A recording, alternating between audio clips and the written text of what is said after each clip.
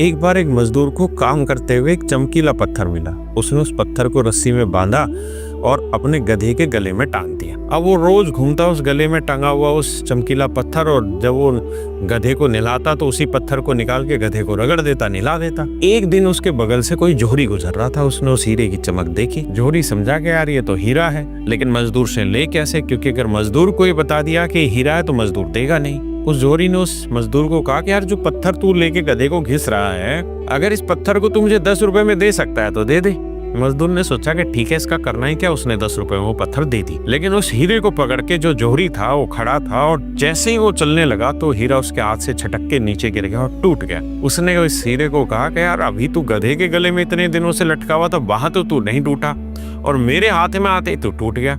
तो हीरा खड़ा हुआ और उसने कहा, उस गधे को और उस मजदूर को तो मेरी कीमत नहीं पता थी, लेकिन तू तो जोहरी है, तू तो मेरी कीमत जानता है। तू मेरी कीमत 10 रुपए लगाएगा तो सीधी सी बात मैं टूटूंगा ही। तो मेरे दोस्तों, कहानी को समझना, आपके माँ बाप तो बेचारे नहीं पढ़ लिख पाए, उनको ऐसी परिस्थितियां नहीं मिली, लेकिन आपको तो उन्होंने पढ़ाया लिखा है ना। अगर आज इस समय की कीमत नहीं आकी ना, तो हीरे की तरह एक दिन तुम भी टूट जाओगे, बिखर जाओगे। ध्यान